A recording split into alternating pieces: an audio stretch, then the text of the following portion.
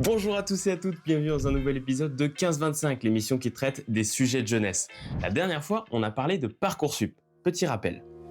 Précédemment, dans 15-25.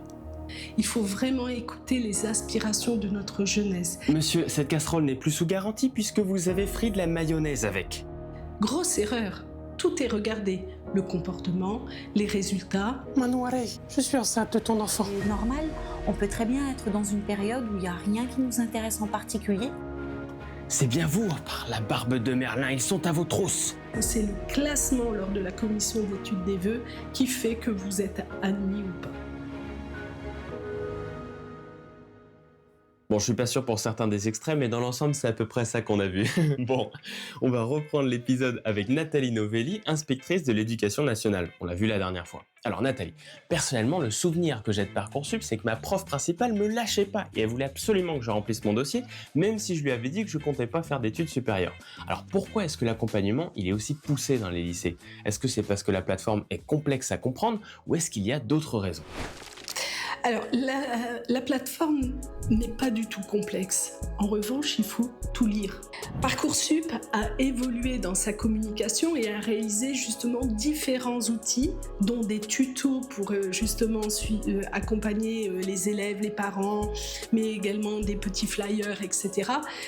De la communication, il y en a. Mais si on ne lit pas correctement, on ne peut pas avancer. C'est pour cette raison qu'il y a un accompagnement fort dans les établissements scolaires. C'est pour s'assurer que nos élèves réalisent bien les démarches en temps et en heure.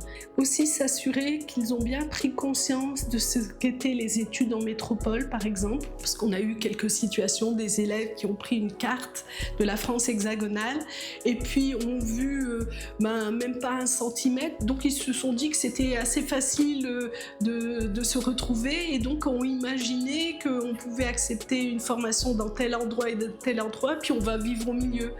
Mis à part que 1 centimètre, ça peut être des centaines de kilomètres. Oh non, ok, ça c'est un peu drôle, tu sais, je les imagine un petit peu comme ça. Ah bon, je suis trop content qu'on a pu trouver des universités l'une à côté de l'autre. Brest, Marseille, c'est juste à côté quoi. Bon, on mange ensemble, hein, tu m'attends? J'arrive, allez, je me mets en route.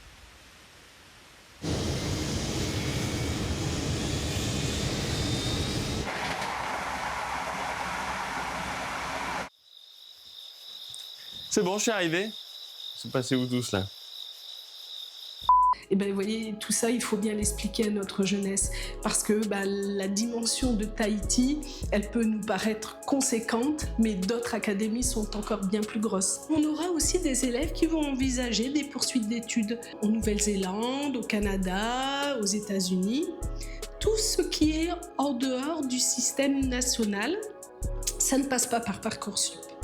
Ah, ok. Je commence à mieux comprendre comment ça fonctionne tout ça. Bon, même si c'est un épisode sur Parcoursup, je vous propose quand même de voir avec un élève local parti au Canada le contexte autour des études à l'étranger et pourquoi il a décidé de ne pas utiliser Parcoursup pour faire ses études localement ou en métropole. Téméo, bonjour, un plaisir de refaire une interview avec toi.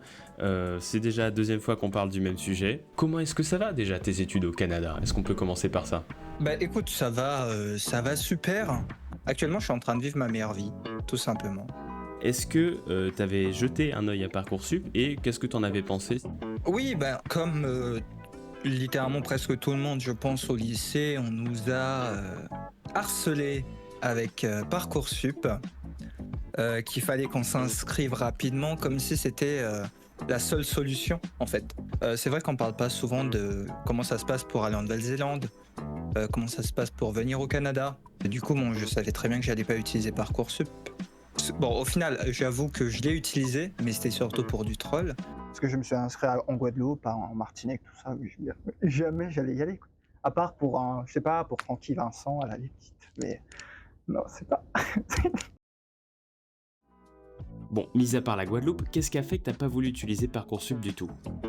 J'ai l'impression que juste avec cette application, tu reposes un peu, enfin, tu mets ta vie en jeu à quelque part. Comme je disais, on parle souvent de partir en France, mais on parle pas souvent de partir dans d'autres pays en fait. Et du coup, moi, ça m'avait créé un sentiment un peu presque claustrophobe. Si je vais sur cette application, il faut absolument que je parte en France. Tu vois ce que je veux dire? Toi qui fais tes études à l'étranger, ça change quoi concrètement? Il y aura des bourses d'État qui seront dédiées aux personnes qui partent en France. Malheureusement, pour le Canada, ça n'existe pas réellement. Mais c'est vrai que, à quelque part, j'aurais aimé avoir une bourse d'État dédiée justement pour des pays comme ça, comme le Canada, avec qui pourtant on a un attrait quand même grandissant. Il y a beaucoup d'étudiants polynésiens qui viennent au Canada, mais c'est vrai qu'on n'a pas toujours eu le choix, en tout cas au niveau des bourses, pour pouvoir nous aider, justement. Donc, la plupart des gens, et ce que moi j'ai fait, c'est des prêts à la banque. Sauf que la plupart des prêts étudiants se limitent à 1,5 million, ce qui est une année au final ici. Donc c'est vrai qu'il y aura beaucoup de personnes qui vont venir s'endetter parce qu'ils vont devoir reprendre un prêt par exemple tous les ans. Histoire d'avoir un ordre d'idée, toi t'as payé combien cette année? Cette année j'ai payé plus d'1 million, 1,2 million, juste pour cette année. Est-ce que ça n'a pas été un facteur qui t'a fait reconsidérer ta décision? Si, au départ, comme je disais, j'étais déjà sûr d'où est-ce que je voulais aller au collège. Donc j'ai eu le temps de vraiment me poser dessus, d'en discuter avec ma famille. Je ne pourrais jamais prendre autant en charge mes études que mes parents, par exemple, ou même le prêt que j'ai fait à la banque. Mais oui, c'est vrai qu'à un moment donné, j'ai commencé à avoir mes doutes. Ok. Est-ce que, selon toi, les lycéens sont-ils assez informés sur la possibilité d'études autres que celles qui sont proposées par Parcoursup? Une réponse simple, ce serait quoi? Non. Voilà. En fait, toutes nos années de lycée, nos 3 années de lycée, on nous parle que d'une seule option pour les études supérieures, c'est la France. Soit la France, soit l'UPF. La plupart des gens vont vouloir partir, généralement, surtout en tant que lycéen, parce qu'il y a toujours ce désir de vouloir être plus libre aussi, de découvrir de nouvelles choses. Est-ce que tu voudrais ajouter quelque chose, peut-être passer un message à ceux qui vont passer là par Parcoursup cette année? Ceux qui passeront par Parcoursup, bonne chance. J'espère tout de même que c'est ce que vous voulez. Très important. Oui, c'est très important que vous fassiez quand même ce que vous voulez faire et que vous ne vous forcez pas à prendre justement une option qui ne vous plaît pas. Après, à prendre quand même en considération, je me rends bien compte que ce n'est pas possible pour tout le monde de partir à l'étranger, en dehors de la France, je veux dire, vu comment c'est élevé en termes de prix. Mais tout à fait. En France et en Polynésie, on a un système qui nous permet d'étudier pour pas cher dans des universités publiques. L'État prend en charge une très grosse part de ce que tes études coûtent vraiment. Et ça, on peut le voir en comparant le prix d'études à l'UPF, une université publique, avec celui d'université privée. On passe de 30-40 000 francs l'année à 40-50 000 francs le mois. Et encore, c'est pas trop cher. Pour te montrer l'exact opposé, aux États-Unis, l'État ne prend presque pas en charge les études de ses étudiants. Et même une université publique coûte en moyenne 10 000 $, donc 1 million de francs pour les locaux. Et souvent, c'est beaucoup plus cher pour les étrangers. Merci Temeyo pour cette très grosse parenthèse sur les études à l'étranger et leur représentation au sein des établissements scolaires locaux. On va maintenant retourner sur le sujet principal avec Nathalie et Moeragi. Quelles sont les solutions proposées quand on a oublié de saisir ses vœux? Au CIO, est-ce qu'on peut venir les saisir au tout dernier moment sur les ordinateurs qui sont mis à disposition? Oui, tout à fait. Tout à fait. Le dossier, on en accueille souvent à la dernière minute aussi. Dire j'ai pas fait mon dossier, ça ferme dans 1 heure. On accompagne, on aide. Alors on va pas saisir les vœux à la place du jeune puisque c'est un dossier qui est confidentiel, qui appartient en fait aux jeunes, mais on accompagne. On va aider à la lettre de candidature. Alors ça peut être un passage extrêmement stressant, surtout lorsqu'on ne s'est pas préparé. On dit souvent qu'on a le temps, donc on renvoie ça le lendemain, le surlendemain, et puis à un moment, on est quand même face à la situation. Fin janvier, on va commencer à saisir des vœux. Comment est-ce qu'un élève peut éviter cette situation alors? Alors moi, je parlerai d'anticipation, c'est-à-dire, ok, on ne sait pas trop en classe de seconde, on est plutôt concentré quel type de bac à la fin de la seconde, mais dès la classe de première, il faut s'intéresser aux différents domaines qui justement nous sont proposés. Est-ce qu'on peut rattraper le coup si on a oublié de remplir son dossier?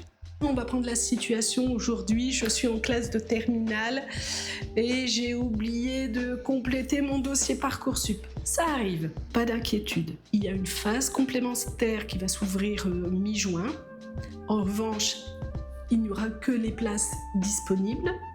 Vous pouvez aussi toujours demander la métropole si la formation qui vous intéresse dispose encore de places en métropole.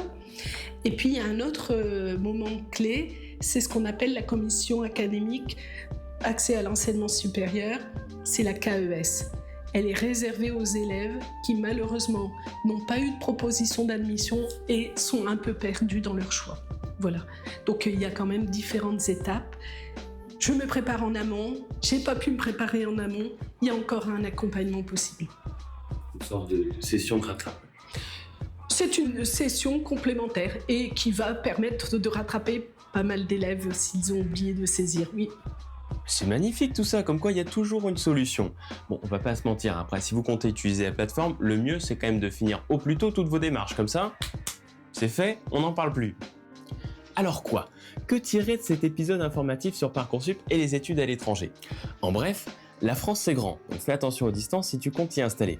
Parcoursup, les études en Polynésie et en France métropolitaine ne sont pas tes seules options. Tu as la possibilité d'aller à l'étranger, mais ça viendra avec d'autres soucis, comme par exemple les visas et surtout le budget, parce que ça coûte beaucoup plus cher dans beaucoup d'autres pays. Il faudra te renseigner en fonction de là où tu vas. Et numéro 3, tu peux te rattraper si tu as oublié de remplir ton dossier dans les temps avec la KES. Voilà. J'espère que cet épisode t'aura été utile. Moi, je vais commencer à préparer les épisodes qui me laissent un petit peu plus de liberté créative.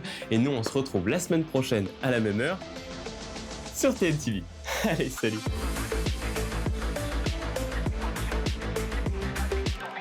Le mec m'a carrément piqué ma conclusion, quoi. Et du coup, je fais quoi là, moi? Ça sert à rien.